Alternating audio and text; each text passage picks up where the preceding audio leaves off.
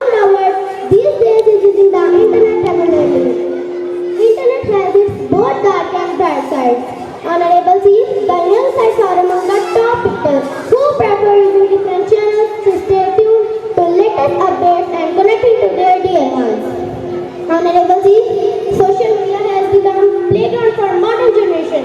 They spend most of their time playing games, watching videos and making online connections.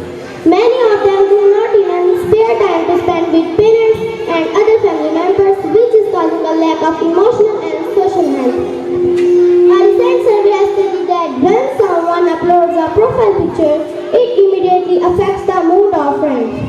It often produces stress, anxiety, or fear about their identities. When social media is used for upliftment, teaching, and learning, it can provide several positive outcomes for school students. Reports reveal that due to excessive use of social media, plenty of school students have deviated from their personal and career development goals. I am going to end my speech with these words.